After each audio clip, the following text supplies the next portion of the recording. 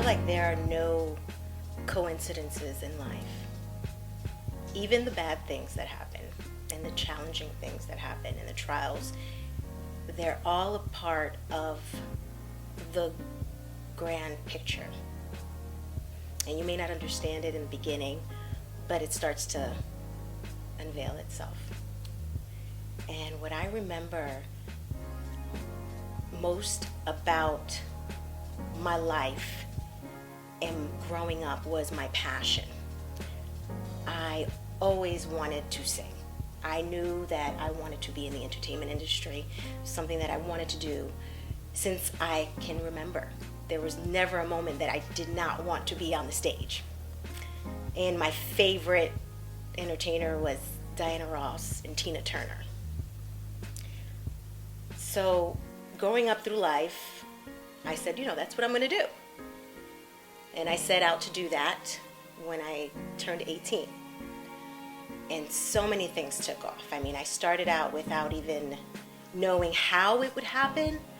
But I do believe in life, when you want something and you start to implement the steps and surround yourself and put yourself in the areas that you should be in and study your craft, that the universe comes and it meets you the rest of the way. So here I am, 19, and all of these great things are happening for me. I signed my first production deal with Calvin Gaines, who he was actually the writer for Destiny's Child's first song. I landed my first movie role, and I had little points. I had a notebook, and I said, by this year, I want to sign a deal. By this year, I want to be in a movie. And everything was happening. It was aligning in the way that I wanted and the way that I was working towards it. At the time, I had a part-time job, and I was working in a car service industry. So people would come in and get the car service, and I was basically a clerk. And I will never forget a moment with one of my coworkers. And we were all having lunch, and I saw her drinking a Diet Coke. And I tasted Diet Coke before, and I could not understand how she could do that. I said, "Ooh, you drink Diet Coke? How can you do that?" She's like, "Well, I'm diabetic." And I had never heard the term. And I said, "Well, what's that?" She said, "Well, I can't have sugar, so I drink Diet Coke." I said, "Oof, I could never do that." That moment sticks out like a big red neon sign for my life. It's like you get signs in your life that show up, and then later on you're like, boom, I know why that just happened. Her name was Barbie. I think her name was Barbara, but she went by Barbie. And I remember that like yesterday, and it was a pivotal moment for me, because I say about 3 months after that, I was showing all the signs of diabetes. Excessive thirst, excessive urination. I lost weight very rapidly. I was tired. I looked great in my clothes, I thought. It's like, ooh, I'm getting thinner. I like this. And it's all great for the part, here I am in the music industry. But I wasn't feeling very well. And I didn't understand why. So I continued living my life and going out on auditions. And I remember thinking about my mother's health insurance, and that I was about to be 21, and they were going to take me off her plan. And my mom was teaching me all the things about being an adult. You're going to be 21 soon. That means you're going to have your own health insurance, and there's, welcome to the real world. So I was nervous about that, and I said I hadn't been to the doctor in a while, and I've been feeling a little weird. So I said, let me go to the doctor. And it's a week before my birthday, my 21st birthday. I go to the doctor, and I tell them, I'm feeling this, and they weigh me, and they're like, yeah, you lost about 20 pounds. So she says, let's check your sugar. And I'm like, what's that? So they take out this meter. I said, oh, that's what my coworker uses to check her sugar, she says. She checks my sugar, and it was 350. She looked at her nurse, and she said, you're diabetic. You need to go to the emergency room right away. So my doctor sends me to the emergency room. I don't know what I'm in for, because I don't feel well, but I'm moving, I'm shaking. This is how I've been operating for a few months now. I get to the emergency room and they see me right away. And I don't understand the urgency. There were a good 20 people ahead of me. They said, no, we need to see her now. They take me to a special area where they had me speak with a doctor, and they ran all kind of tests and blood work. And they told me I had to stay overnight. And the very next day, I met with an endocrinologist and a diabetes educator. And they told me, you are a type 1 diabetic. And what that means is that your pancreas is not producing insulin. So you will now have to inject it. And you will have to take shots for the rest of your life. There is no cure for this. We don't understand why this happened to you. But you can manage it. And you just need to learn your dosing. And you have to watch your carbs. So I thought to myself, whew, okay. I think I eat healthy.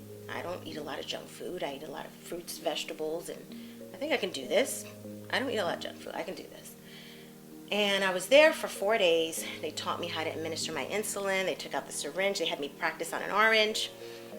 And within 5 days, they sent me on my way. Here's your insulin. And if you need any help, you can give us a call. And we'll try to help you as best as we can. And follow up with your doctor and your endo. And that was it. So that was the beginning of the rest of my life.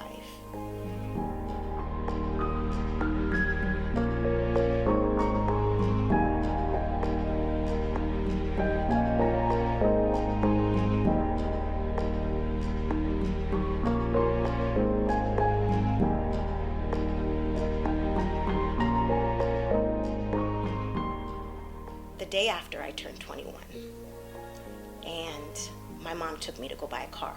My parents felt so bad for me. They said, she's been in the hospital, let's buy her a car. So they take me to the car dealership, and this is my first day out of the hospital, taking care of myself. My life is in my hands.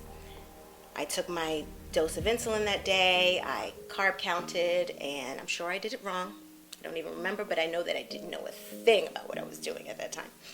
So we're sitting there at the car dealer, and they're about to sign the papers. I picked out a white Honda Civic. I was excited about it, and as they're signing their names, I said, stop. I don't want this. I can't. I don't want the car.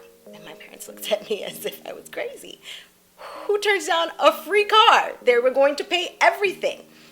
And I had my first low blood sugar reaction.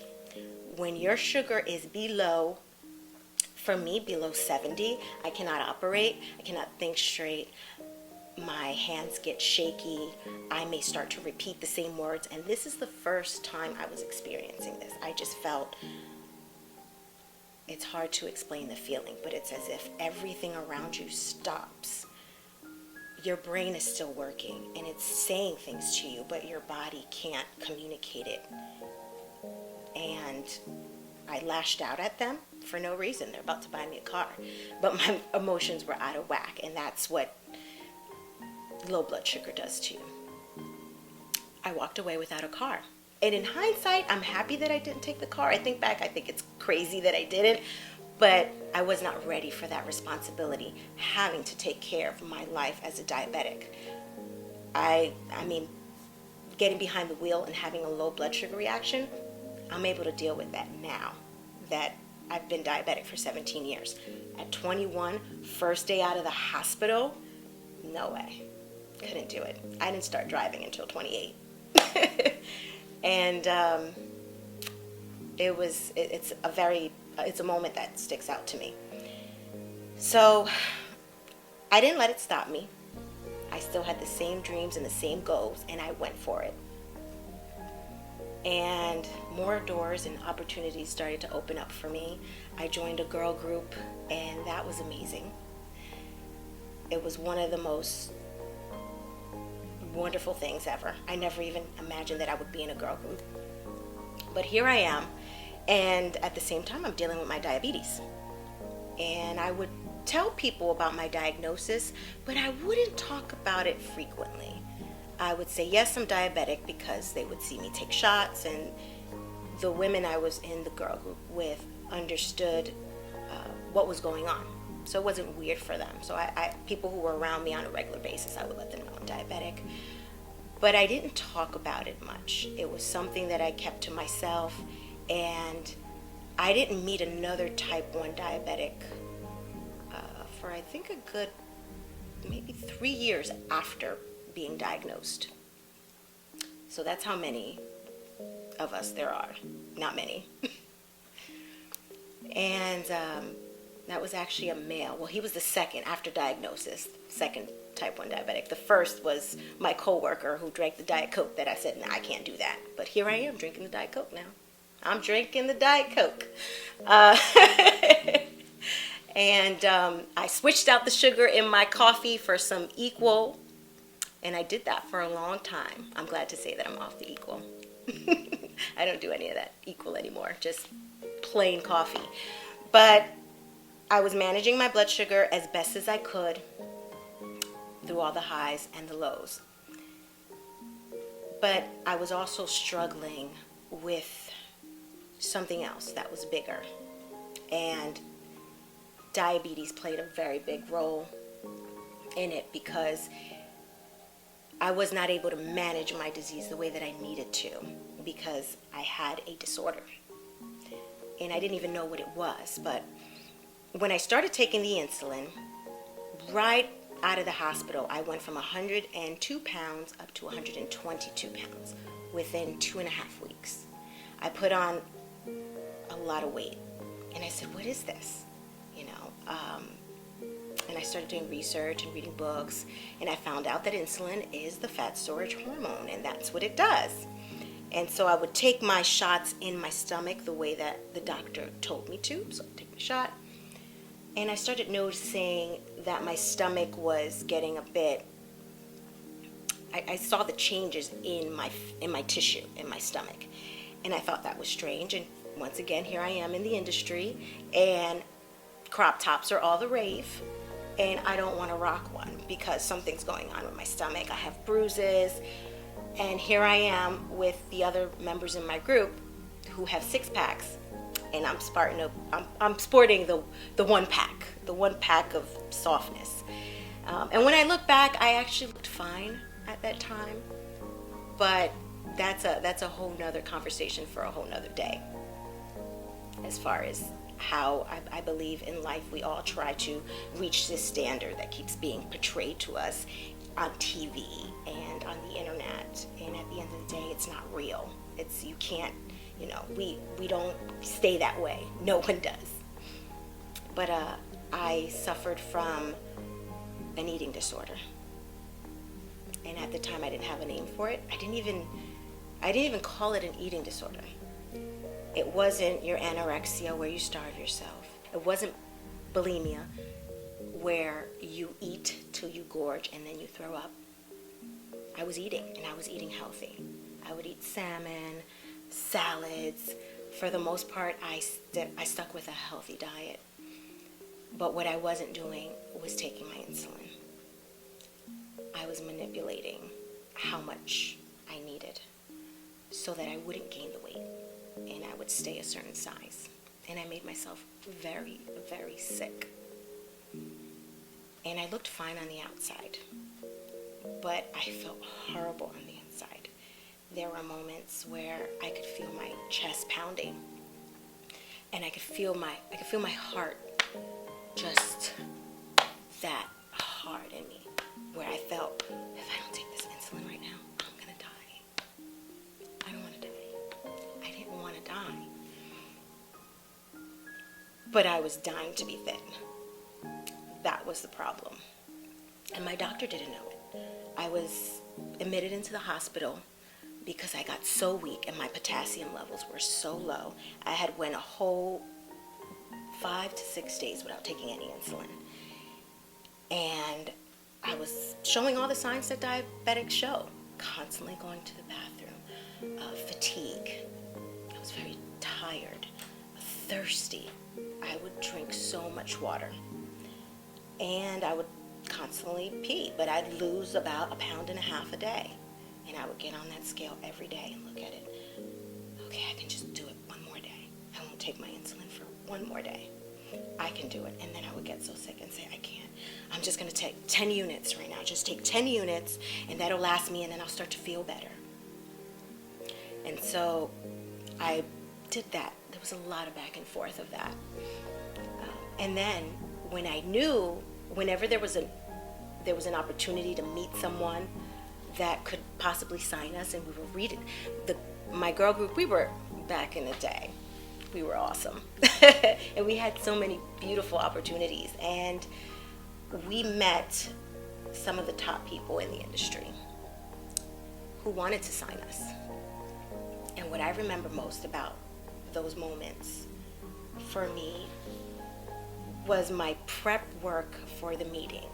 And my prep, where everyone else is 5, 6, 7, 8, we're dancing, we're going to get this routine. That was all there too.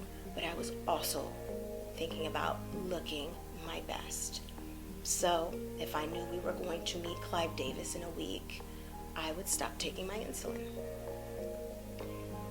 And I'd be able to do it a good 2 days before I started to feel really sick. But I would push myself. And then the day right before the meeting, I would take enough insulin the night before and pray that I felt better the next day.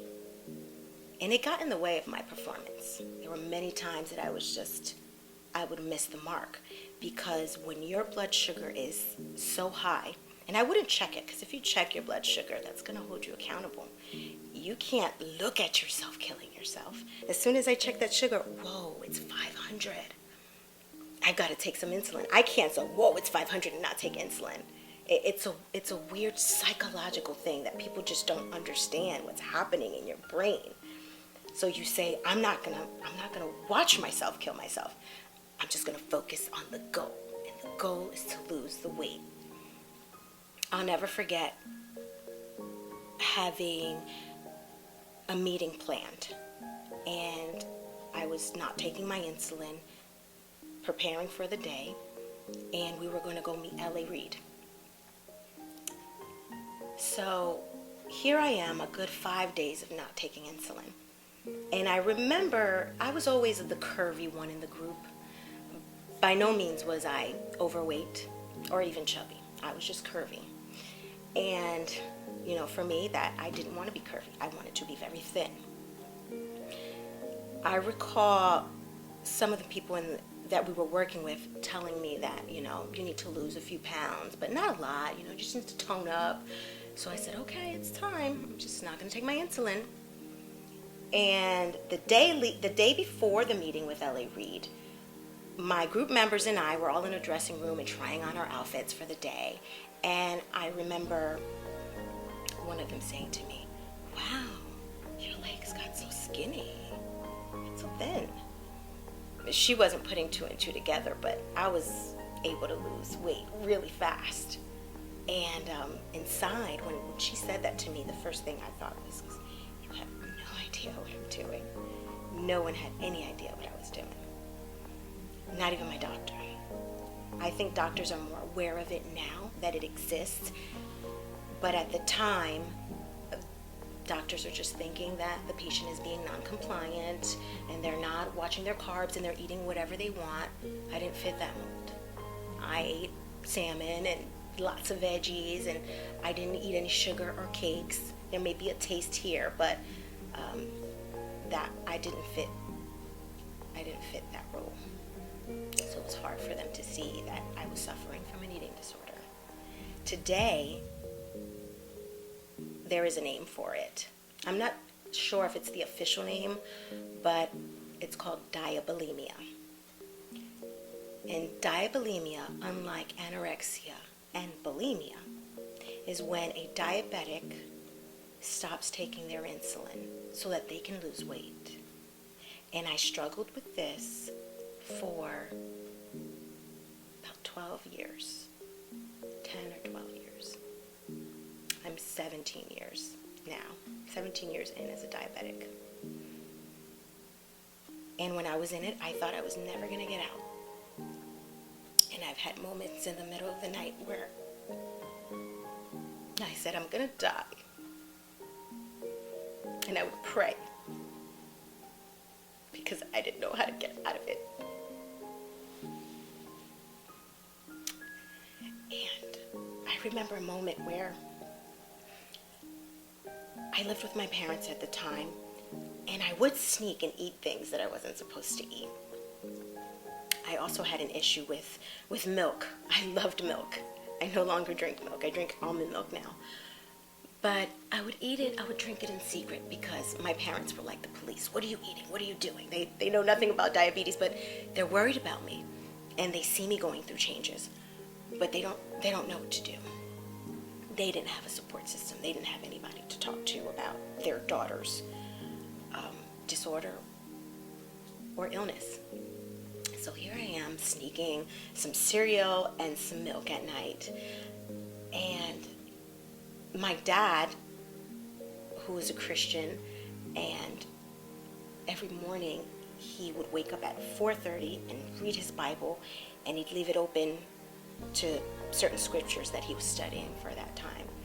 So here I am at 3:30 in the morning, sneaking my milk and eating crap I shouldn't be eating, because there's a lot of rebellion in diabetes too. It's like, you tell me I can't eat that? Eat it. It's horrible. And I think we all suffer from that at some point. I think every diabetic is just like, F you, I'm going to eat that cake. But I'm here at 3:30 in the morning, open up the fridge, and I'm eating in secret. And I see my dad's Bible. And when I open it up, it is on Proverbs, I believe it's 17:9 or 9:17. But it said something about water that you drink in secret is pleasant, and that bread is sweet. I'm pretty sure I'm saying it wrong, but I'm going to look it up so that you can see it. And it spoke to me because the last line said, it will surely lead to death. And if God wasn't talking to me right now, I looked around. Here it is, 3:30. No one's around. And I broke down crying. And I said, please help me, because I don't know how I'm going to do this. And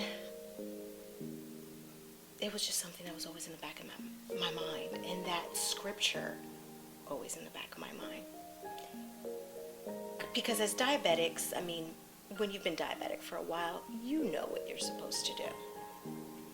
You know what you're supposed to do. You may not know how to do it. And when it comes to diabulimia, you know you're not doing the right thing. Even if you don't know how to administer your insulin or carb count, you know you're supposed to take it. That's how you live. And I knew I was doing the wrong thing for a long time. All that started to change for me after having my daughter, being pregnant. And at that point I said, okay, I'm going to be the healthiest I need to be for her, because I'm growing a human inside of me. I better get it together. It didn't mean I was cured, but my focus was the life inside of me. And you know, I never saw parenthood in my future. It was something that I thought, wow, could I be a mom? Would that ever happen? I was so focused on my career. I'm just tunnel vision. You know, I'm going for it. We auditioned with L.A. Reid, Jay-Z, Clive Davis, P. Diddy, everyone. I even did American Idol. After all of that, I said, you know, I want to see some regular people. Let them have the last word. That's why I like The Voice. I support The Voice. Anyway, let the people tell you that they like you, not people who are signing checks, you know, and stay after your art and what you do. But okay, I'm going on a tangent. So yes, and I'm back.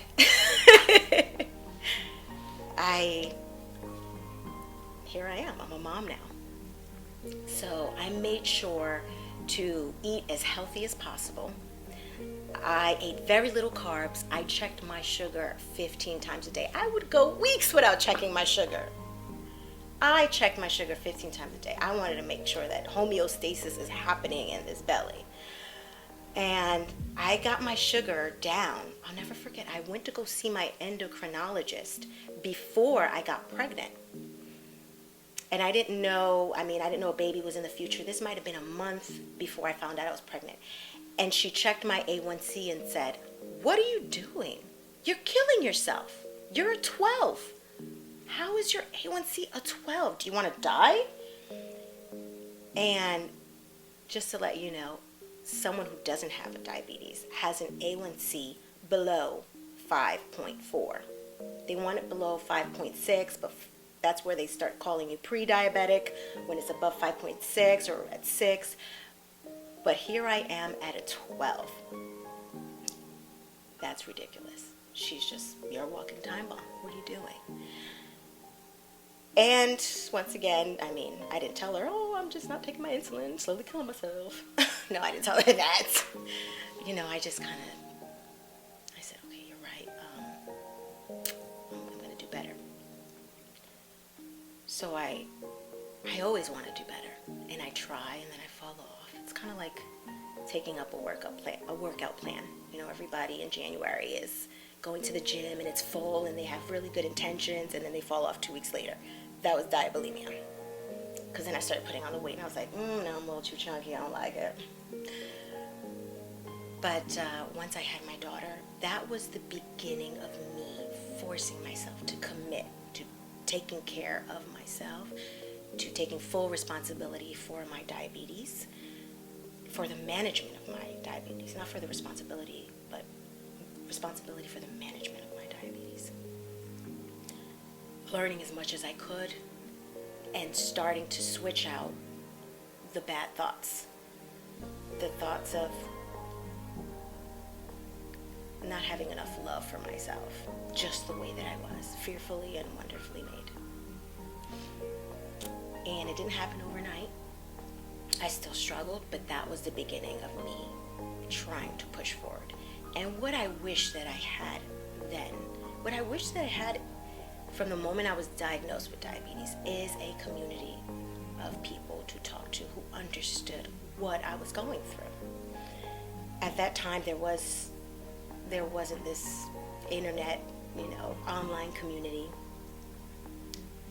But I'm a person who likes to sit and talk face to face with people, and I needed someone to talk to, a mentor, someone to help me, because it took me a long time to do it all by myself. And as I look back and I think about how there are no coincidences, and that we all do have a purpose in life once we align ourselves with where we're supposed to be and we know who we are, I understand that the responsibility I have, because I'm diabetic, is to help other people who didn't have what I needed.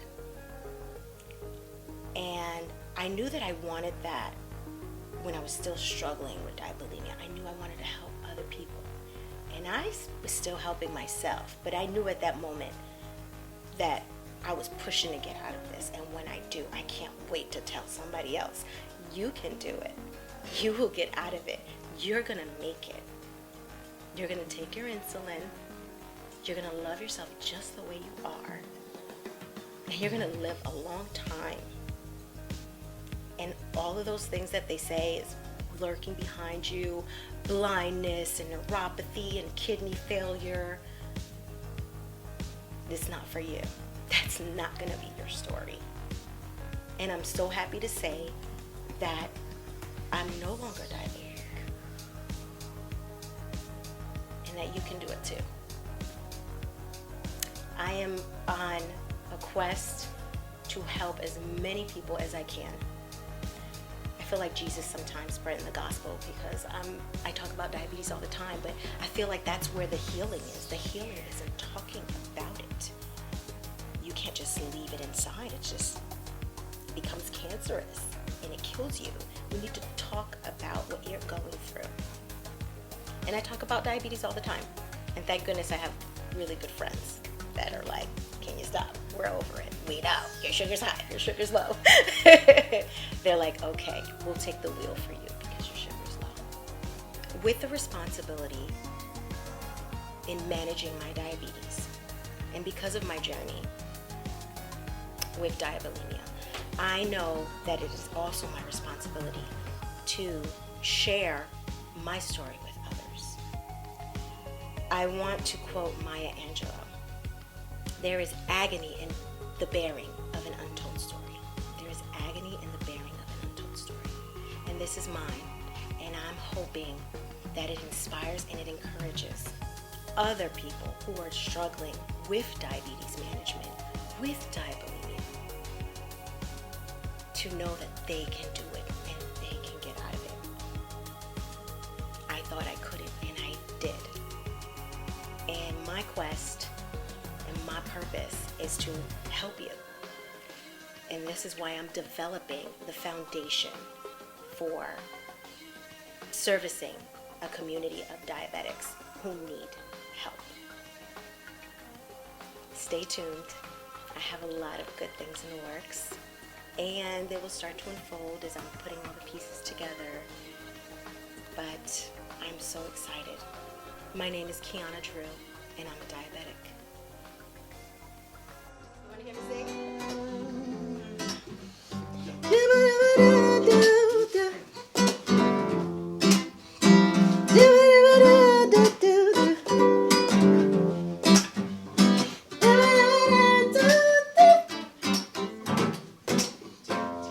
Baby say love, baby say love, baby say love. Now you sing.